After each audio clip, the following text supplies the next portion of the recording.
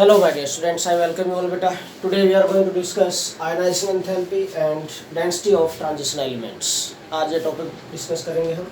तो first of all we are going to discuss what do you mean by ionization enthalpies. Ionization enthalpy क्या होती है बेटा? First of all हम ये डिस्कस करेंगे point. What do you mean by ionization enthalpy? Ionization enthalpy होती क्या बेटा? Suppose this is any atom, isolated gaseous atom beta. This is an isolated gaseous atom and this is the outermost shell containing electron. ये outermost shell है containing electron बेटा. So the minimum amount of energy required to remove this most loosely bound electron from an isolated gaseous atom is called ionization enthalpy. आप लोगों ने 11th class में discuss किया हुआ ही कि the minimum energy चाहिए. The minimum amount of energy required to remove most loosely bound electron from an isolated gaseous atom is called ionization enthalpy. अब energy required है, सो आयनाइजेशन एंथैल्पी की values हमेशा कैसी होंगी? पॉजिटिव होंगी बेटा. As energy is required, so values of ionization enthalpies are always positive. Values are always positive. क्यों? क्योंकि एनर्जी रिक्वायर्ड है. According to thermodynamics, heat required और energy required is considered as positive, energy released is considered as negative. ठीक है, तो यहाँ पर minimum amount of energy required है. एनर्जी रिक्वायर्ड है तो delta H I mean ionization enthalpy की वैल्यूज क्या होंगी? पॉजिटिव होती हैं हमेशा. ध्यान रखना इस पॉइंट को. नाउ देखिए, अब बेटा I have written here this ionization enthalpy values of 3D series elements. 3D series elements के मैंने आयनाइजेशन एंथैल्पी लिखी है यहाँ पर. ये first ionization enthalpy and these are second ionization enthalpies. अब फर्स्ट आयनाइजेशन एंथैल्पी देखो बेटा, लेफ्ट राइट चलते हैं, साइज डिक्रीज होता है. आयनाइजेशन एंथैल्पी जनरली क्या होंगी? इंक्रीज. इन पीरियोडिक टेबल भी क्या ट्रेंड होता है कि लेफ्ट राइट चलते हैं, atomic size decreases. So what happens बेटा, electrons become more and more tightly bound with the nucleus and ionization enthalpy values increase होती जाती है बेटा. ओके क्यों? क्योंकि जितना टाइटली बाउंड होता जाएगा इलेक्ट्रॉन न्यूक्लियस के साथ, उतनी ज़्यादा एनर्जी रिक्वायर्ड होगी इलेक्ट्रॉन को रिमूव करने के लिए. एंड हेंस वी कैन से जो एनर्जी रिक्वायर्ड है उसी को हम बोलते हैं बेटा ionization enthalpy. So we can say ionization enthalpy values increases in general from left right. ठीक है, तो इन जनरल बेटा ionization enthalpy values increases from left to right in the periodic table. In general क्या होता है बेटा? Increase होती है. क्यों? because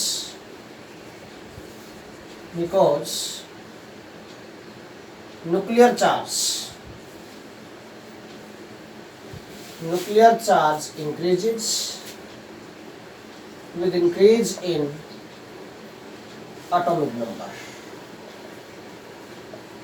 एटॉमिक नंबर इंक्रीज होने के साथ साथ लेफ्ट राइट चलते हैं बेटा, न्यूक्लियर चार्ज क्या होता जाता है? इंक्रीज होता जाता है. जनरली, इन जनरल बोल रहा हूँ मैं. सो आयनाइजेशन एंथैल्पी वैल्यूज क्या होंगी? इंक्रीज होंगी इन जनरल. देखो फर्स्ट में इंक्रीज होगी वैल्यू, देन डिक्रीज हुई, फिर इंक्रीज हुई है, फिर इंक्रीज, फिर डिक्रीज हुई, फिर इंक्रीज. ठीक है, mean there are some exceptions also. In general increase होती जा रही है values, no doubt, but there are some exceptions. Irregularities. ये इरेगुलरिटीज क्यों है? जो इरेगुलर ट्रेंड है ये क्यों है आयनाइजेशन एंथैल्पी में इन 3D सीरीज? बेटा ये किसकी वजह से है कि भाई यहाँ पर अभी तक जो एस और पी ब्लॉक एलिमेंट में हम डिस्कस करते हैं उनमें तो क्या है, एक ही सेल से इलेक्ट्रॉन निकालने होते हैं, वैलेंस सेल है. ठीक है, बट ट्रांजिशन एलिमेंट्स और डी ब्लॉक एलिमेंट्स में n-1d और ns electrons, these are the valence electrons, इनको कंसीडर किया जाता है बेटा which participate in bond formation. इन सभी को टोटल वैलेंस इलेक्ट्रॉन कंसीडर किया जाता है यहाँ पर. Okay, not only s electrons. ठीक है ना, n-1d and ns electrons, all these are considered as valence electrons which participate in bond formation. Okay, now what happens बेटा, जब इलेक्ट्रॉन रिमूव होता है तो the process of removal of electrons affect or we can say alter the energy of 3D and 4s orbitals. 3D और 4s orbitals की energy को affect करता है. ठीक है, तो एनर्जी को अफेक्ट करेगा तो इसकी वजह से क्या होता है बेटा, एक रीऑर्गेनाइजेशन एनर्जी जनरेट होती है. यहाँ पर दोबारा से ऑर्गेनाइज होते हैं, रीऑर्गेनाइज होते हैं. 3D एंड 4s orbitals बार बार रीऑर्गेनाइज होते रहते हैं. Okay, with the removal of electrons. तो reorganization energy comes into play which become the base of, or due to this exchange energy, or which results the basis of exchange energy of the electrons. electrons exchange होते हैं. Okay, तो exchange energy release होती है. Reorganization energy nothing but this is a type of exchange energy. Exchange energy comes into play, हम ये बोल सकते हैं यहाँ पर. ओके बेटा, और एक पॉइंट फिर हमने 11th क्लास में एक डिस्कस किया हुआ पॉइंट हमने कि exactly half filled and fully filled electron configurations are more stable as compared to other electronic configurations. 11th में डिस्कस किया था हमने. ओके, वहाँ पर स्टेबिलिटी के क्या रीजंस थे. एक बेटा होता था सिमेट्री एंड सेकंड होता था बेटा एक्सचेंज एनर्जी. तो एक्सचेंज एनर्जी होती क्या है, मैं रिमाइंड करवा रहा हूँ आपको. एक्सचेंज एनर्जी बाकी फैक्टर से हमें कोई मतलब नहीं. यहाँ पर एक्सचेंज एनर्जी होती क्या है बेटा, the energy released when electrons exchange with each other. ठीक है, इन द सेम सब सेल होता था. बट यहाँ पर एक्सचेंज 3D और 4s में एक्सचेंज होते रहते हैं. यहाँ पर इलेक्ट्रॉन्स यहाँ भी एक्सचेंज हो सकते हैं इलेक्ट्रॉन्स बेटा. जब 3D से 4s में, 4s से 3D में, या d इलेक्ट्रॉन्स आपस में एक दूसरे के साथ एक्सचेंज होंगे, उस टाइम पर एनर्जी रिलीज होती है. ठीक है ना. और जो रिलीज इन एनर्जी है it depends upon number of electrons. more the number of electrons exchanged, more is the value of exchange energy. exchange energy की वैल्यू भी इतनी ज़्यादा हो जाएगी. ओके, तो भाई due to this exchange energy which comes into play, this become the main reason of irregularities in ionization enthalpies. Okay, तो मैं नोट कर रहा हूँ इस पॉइंट को, अब लिख रहा हूँ बेटा. The irregular trends in ionization enthalpy, the irregular trends in ionization enthalpy values. जो ionization enthalpy values है, ये ionization enthalpies है. कौन सी? जनरली फर्स्ट ionization enthalpies है, डेल्टा H1 बोल सकता हूँ, delta HI1. First ionization enthalpy values हैं जो इनमें जो इरेगुलर ट्रेंड है बेटा 3D सीरीज एलिमेंट का. ठीक है, of 3D series elements is due to, किसकी वजह से होगा बेटा ये, is of 3D series elements is due to the fact that, or is due to the removal of electrons, is due to the removal of electrons beta.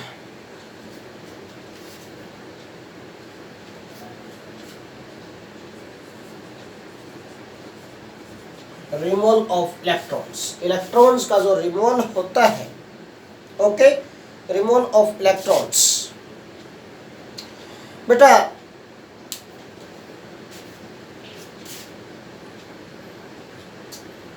which alters the, जो change करेगा, affect करेगा, removal of electrons होगा which alters the relative energies of 4s and 3D electrons, या 4s and 3D orbitals की energy को क्या करेगा, exchange करेगा. Okay, is due to the removal of electrons which alters the energy of. Okay, और relative energy बोल सकते हैं, relative energies of 3D and 4s orbitals या 3D and 4s electrons. ठीक है ना, इनके एनर्जी को अफेक्ट करता है. ओके, तो इसकी वजह से होगा ये. अब पॉइंट क्या है,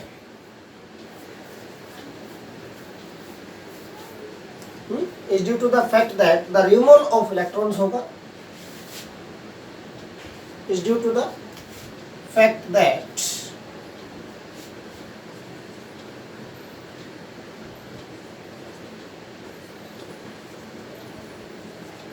is due to the fact that the removal of electrons alters the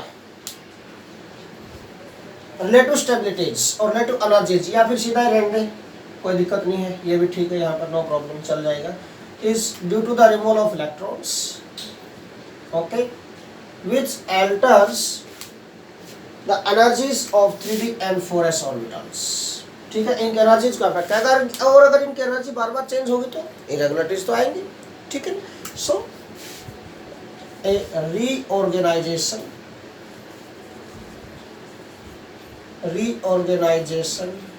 energy comes into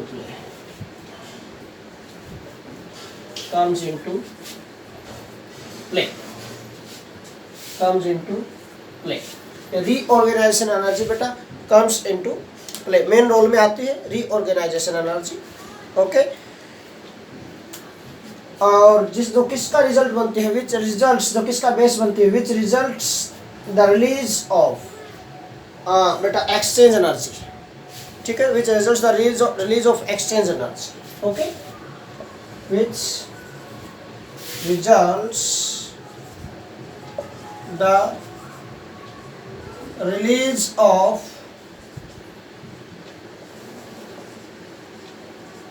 exchange energy। जो एक्सचेंज एनर्जी रिलीज होती है बेटा वो इसी की वजह से होती है, अंडरस्टैंड किया पॉइंट। और जो वैल्यू है एंड द वैल्यू ऑफ जो एक्सचेंज एनर्जी है बेटा, the value of exchange energy increases with increase in number of electrons। Exchange energy increases with increase in number of electrons in dn configuration।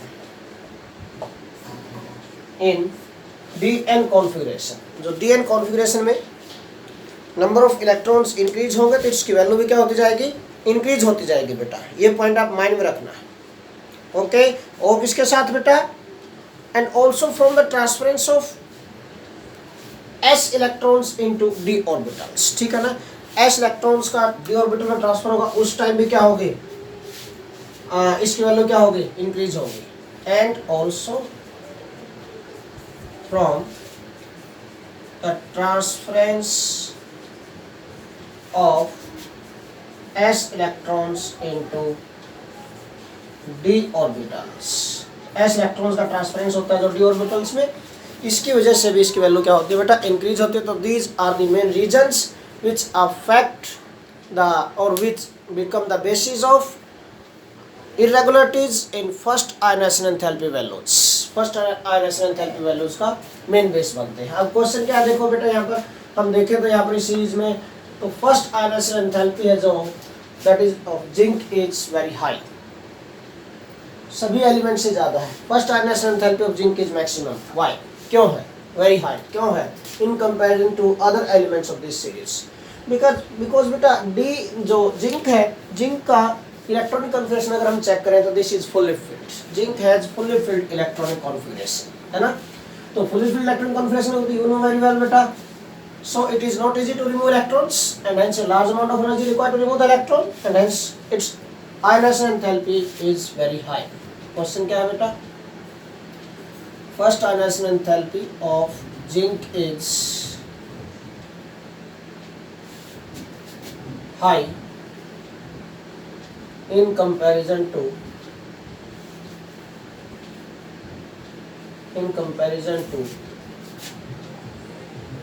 other elements of this series, in comparison to other elements of this series। why, ऐसा क्यों हो गई, क्या reason है, तो क्या reason दोगे आप बेटा, जिंक देखो atomic number is 30, argon 18, 3d10, 4s2, ये है। दिस इलेक्ट्रॉन कॉन्फ़िगरेशन क्या बेटा, fully filled, this is fully filled electron configuration, so more stable होगी, और more stable electron configuration होगी तो बेटा no, it is not easy to remove the electron from this, so a large amount of energy is required to remove the electron and hence ionization enthalpy of zinc becomes very high, ठीक है, simple reason। Second ionization enthalpy में देखो regularly increase होती जा रही है बेटा, but यहाँ पर डिक्रीज हो गई है। ओके, मैंगनीज की आयनाइजेशन एंथैल्पी डिक्रीज हो गई इन कंपैरिजन टू क्रोमियम। ठीक है, नाउ अब क्यों, इसमें तो एग्जैक्टली हाफ फील्ड थी D5, यहाँ पर बेटा S में एक इलेक्ट्रॉन रह गया, हमें 4s से इलेक्ट्रॉन रिमूव करना है in case of this manganese, but यहाँ पर हमें जो क्रोमियम इलेक्ट्रॉन रिमूव करना है that is from 3D, D5 है बेटा। So this electronic configuration is more stable, ठीक है ना। और वी कैन से यहाँ पर इनर सेल से हमें इलेक्ट्रॉनिकल रिमूव करना है थर्ड सेल से, बट यहाँ पर फोर्थ सेल से आपको इलेक्ट्रॉन रिमूव करना है। फोर्थ सेल से इलेक्ट्रॉन रिमूव करेंगे तो बेटा what happens, nuclear charge per electron is less in this manganese in comparison to chromium, so its ionization enthalpy decreases here. Simple, जैसे आप 11th में डिस्कस करते तो वही सिंपल पॉइंट्स हैं। आफ्टर दैट वैल्यूज इंक्रीज होती जा रही है बेटा, बट जिंक के केस में फिर से डिक्रीज हो गई है। अगेन व्हाट हैपेंस, डी में एक इलेक्ट्रॉन रिमूव करने के बाद डी में 1 इलेक्ट्रॉन रहता है, क्या नाम है यहाँ पर 4s में 1 इलेक्ट्रॉन रह गया बेटा, 4s1, 3D10 4s1 रह गया after removing 1 electron. Second ionization enthalpy निकालेंगे तो सेकंड इलेक्ट्रॉन को भी रिमूव करेंगे। So why its ionization second ionization enthalpy is low, why second ionization enthalpy of zinc is low, क्यों ऐसा क्या रीजन है, क्यों डिक्रीज होगी कॉपर के कंपैरिजन में। देखो फर्स्ट आयनाइजेशन एंथैल्पी ज्यादा थी, सेकंड लेस है, why it is so, difference को चेक करो आप, चेंज को चेक करिए आप बेटा, ठीक है ना।